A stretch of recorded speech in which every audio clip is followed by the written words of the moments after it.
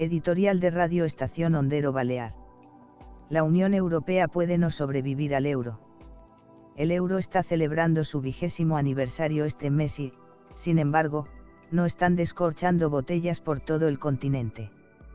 Excepto, quizás, con la notable excepción de eurócratas delirantes como Jean-Claude Juncker, presidente de la Comisión Europea, que manifestó: el euro se ha convertido en un símbolo de unidad, soberanía y estabilidad.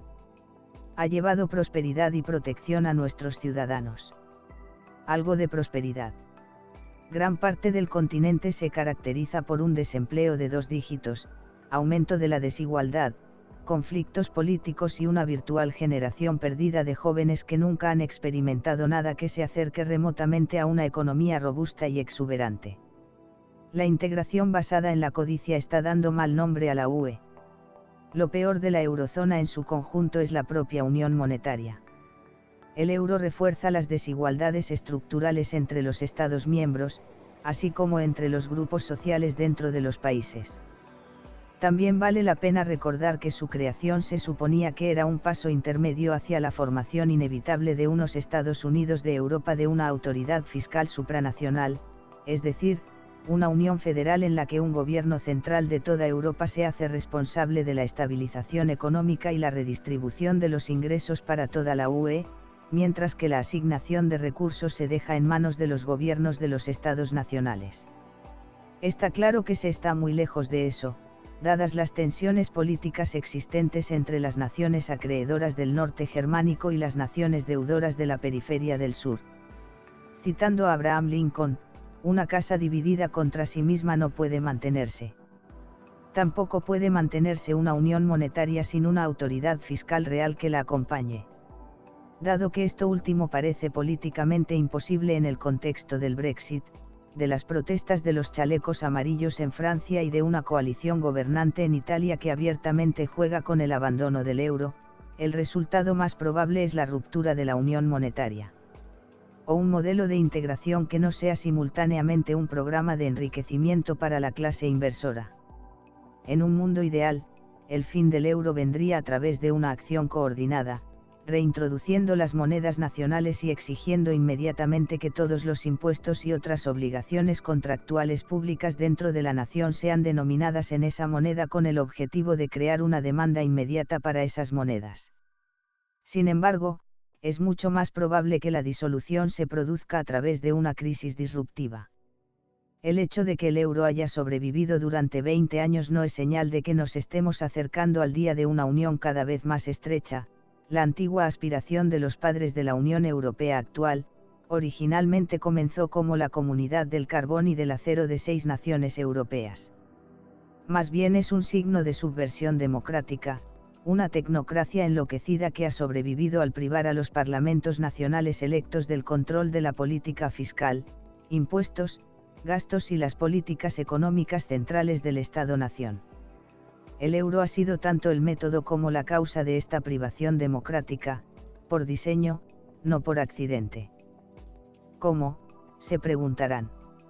Debido a que al sustituir las monedas nacionales por una moneda supranacional, la creación del euro rompió el vínculo entre el Estado y el dinero, y con ello la flexibilidad para enfrentar las crisis económicas de una magnitud como las que se han experimentado a lo largo de la historia del euro, especialmente después de 2008. Se ha convertido, por lo tanto, en un instrumento de la codicia, ya que ha facilitado una transferencia masiva de riqueza hacia el nivel más alto de la sociedad europea, junto a una debilitación del estado de bienestar social. Los parlamentos nacionales, pues, siguen estando constreñidos porque sin una moneda nacional carecen de la capacidad fiscal para responder, y también para enfrentar una posible quiebra, parecida a la de un Estado estadounidense, que es un usuario, no un emisor del dólar. El discurso de Mario Draghi, todo lo que haga falta, en julio de 2012 alivió el problema de solvencia de los mercados de bonos nacionales de los países de la eurozona, porque el Banco Central Europeo es la única entidad que puede crear los euros necesarios para respaldar los bonos nacionales de manera creíble. Eso, junto a un cierto alivio de la austeridad fiscal, indujo a una modesta recuperación cíclica desde 2015 a 2018. Pero la recuperación, en la manera en que se dio, ha resultado efímera. El crecimiento del PIB de la Unión Europea en su conjunto se ha extinguido y ahora está experimentando el crecimiento más bajo en 4 años. Los billones de euros movilizados durante las crisis sucesivas se han dedicado principalmente a rescates bancarios encubiertos y a reciclar dinero para los acreedores, en lugar de ayudar al vasto ejército de desempleados. Codicia. Y mientras tras cada crisis sucesiva desde el comienzo del euro solo se ha conseguido hasta ahora evitar el estallido final de la unión monetaria, las pobres bases económicas se han mantenido constantes. De hecho, el economista Michael Berage comparó recientemente el desarrollo económico de los 12 miembros fundadores de la eurozona con 10 países independientes, los cuales son comparables en términos de estructura económica, instituciones laborales y productividad. Sorpresa, sorpresa, los países de la eurozona están en la cola. Vale la pena reiterar que este no es un problema de la Unión Europea, sino un problema de la eurozona porque el alto desempleo causado por la política de austeridad es una característica persistente de la eurozona etc. Tengamos en cuenta que países como Noruega, Suiza e incluso el Reino Unido, acosado por los problemas del Brexit, están superando a los países de la EZ, especialmente en términos de desempleo. El supuesto subyacente a una moneda común, a saber, que conduciría a una convergencia de las estructuras de producción, empleo y comercio de los países miembros, ha demostrado ser falso. Aparte de la propia moneda, lo único en común en la EZ ha sido el pobre crecimiento económico en prácticamente toda la región. Una unión monetaria de talla única no funciona. Existe una multiplicidad de desafíos: deuda privada, desempleo, automatización, educación, productividad de los trabajadores, que solo se puede resolver a través de estrategias de desarrollo nacional/supranacional socialmente más inclusivas, es decir, generosas. Pero eso está dentro del ámbito de la política fiscal, que a su vez se ve constreñida por la existencia de diferentes países que efectivamente toman prestado en una moneda extranjera, lo que de facto el euro es, dada la separación institucional entre el Estado y la moneda en sí. Así que volver a las monedas nacionales parece ser un primer paso necesario. ¿Por qué no simplemente intentar devaluar el euro? Por un lado, confiar en los impulsos externos al crecimiento a través de la devaluación de la moneda depende de la disposición de otros socios comerciales para adoptar estrategias de crecimiento que se adapten al aumento de las importaciones resultantes, algo altamente problemático en el entorno cada vez más proteccionista de hoy. Además, durante periodos previos de debilidad relativa del euro, el mayor beneficiario de lejos en la eurozona ha sido Alemania, como lo demuestra el hecho de que el país tiene un superávit por cuenta corriente ahora un poco menos del 8% del PIB, que en gran parte comprende la mayor parte de los excedentes comerciales de la Unión Europea con el resto del mundo. El resto del bloque, particularmente los miembros mediterráneos, todavía están registrando un crecimiento inferior y niveles de desempleo sustancialmente más altos. En primera instancia, pues, una devaluación del euro ayuda a Alemania, no a la Unión Europea en su conjunto. Además, la moneda común significa una política monetaria común, la cual ha amplificado las tensiones de la eurozona, en lugar de mitigarlas. En el periodo previo a la crisis mundial de 2008, las tasas de inflación en los países mediterráneos fueron más altas, lo que significó que las tasas de interés reales fueran más bajas. Por lo tanto, el crédito barato alimentó burbujas de activos en países como Grecia, España y Portugal, lo que a su vez produjo la ilusión de que estaban convergiendo con las economías del norte de Europa. Por el contrario, las tasas de interés del Banco Central Europeo, BCE, posteriores a 2008 se mantuvieron demasiado altas durante demasiado tiempo para los países de la periferia ahora cargados de deuda y, por lo tanto, han sufrido una mayor caída desde la crisis financiera que Alemania. El economista Servaas Storm ha cuantificado el impacto, durante los años previos a la crisis de 1997 a 2007, ser miembro de la UE benefició a todos los países, excepto a Alemania e Italia. Se estima que la pertenencia a la UEM hizo aumentar los ingresos reales per cápita en Grecia, Portugal y España en un 8-10%.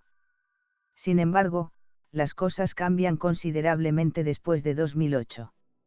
Ser parte de la eurozona ha deprimido los ingresos reales en Grecia en un 16%, en Italia en un 8%, en Portugal en un 4% y en España en un 8% en comparación con el contrafáctico. En cambio, la mayoría de las economías centrales del norte, se beneficiaron de su pertenencia a la UEM, ya que se estima que sus niveles de ingreso per cápita reales son más altos que en el escenario contrafáctico sin pertenencia a la eurozona. Alemania destaca en este periodo posterior a la crisis de 2008 a 2014, con un alemán promedio con un ingreso real aproximadamente un 5% más alto que el contrafáctico estimado, no UEM. La política monetaria del BCE inicialmente fomentó burbujas de activos en la periferia y luego exacerbó la deflación de la deuda cuando estas burbujas explotaron. Sin embargo, al intentar mitigar la deflación de la deuda del sur posterior a 2008, las bajas tasas de interés resultantes impulsaron un auge en Alemania. Esto explica en gran parte por qué el ingreso real de Berlín es más alto que el contrafáctico estimado, lo que habría ocurrido si Alemania hubiera estado utilizando todavía el D-Mark, ya que el siempre vigilante Bundesbank probablemente habría elevado las tasas de interés de manera más rápida y agresiva. Incluso con una política monetaria común, si los miembros de la eurozona hubieran estado en una unión federal comparable a Canadá o los Estados Unidos, los responsables políticos podrían haber mitigado las divergencias regionales a través de transferencias fiscales o pagos compensatorios. Y el problema de los desequilibrios comerciales interregionales tampoco sería un problema. A nadie en Estados Unidos realmente le importa, por ejemplo, si Nueva York tiene un déficit comercial con Texas, debido a la existencia decisiva de esta unión federal que llamamos Estados Unidos de América. Pero a pesar de que no existe una unión fiscal común, los custodios de la Unión Monetaria Europea han impuesto una camisa de fuerza de austeridad fiscal como condición previa para ser miembro del euro, es decir, el perversamente denominado Pacto de Estabilidad y Crecimiento, que ha generado un crecimiento mínimo y mucha inestabilidad. Por lo tanto, los países que se ganan ser miembros del Club Euro obtienen el peor de los mundos posibles, capacidad mínima para impulsar el crecimiento a través de una política fiscal agresiva, solo austeridad fiscal. Al igual que uniéndose a una religión que ofrece el infierno, pero no el cielo, la austeridad fiscal exacerba los diferenciales de productividad, menos dinero para inversión, educación, bienestar social, mayor desempleo, etc., y bloquea a los países de lento crecimiento en la trampa de la deflación de la deuda y el estancamiento económico perpetuo, véase Grecia. Y no hay forma de inflar la deuda a nivel nacional, porque no existe una imprenta nacional. Por último, pero no menos importante, los campeones de la Unión Monetaria, especialmente los de Berlín, continúan predicando el mito destructivo según el cual el incremento de la competitividad a través de reformas estructurales, lo que generalmente significa la capacidad de despedir trabajadores con mayor facilidad y recortar los programas de bienestar social, de alguna manera permitirá a los países afligidos igualar el dinamismo económico de Alemania. Sin embargo, como señala Storm, los países no pueden competir si la composición de las exportaciones en cada país es diferente. Alemania es fuerte en la fabricación de tecnología media y alta, y esta fortaleza se manifiesta en un sólido rendimiento de las exportaciones así como en una limitada vulnerabilidad a los sobresaltos externos, énfasis mío. El sólido rendimiento de las exportaciones se deriva en parte del hecho de que los productos de alta gama no son particularmente dependientes de los bajos costes laborales para competir globalmente. Por el contrario, los países de la periferia están generalmente atrapados en actividades de baja y media tecnología, muchos de los cuales compiten con China y, por lo tanto, están mucho más sujetos a su amenaza competitiva. La industria textil de Italia es un caso clásico. El resultado es que lo que es bueno para Alemania no lo es tanto para Italia o Francia, y viceversa.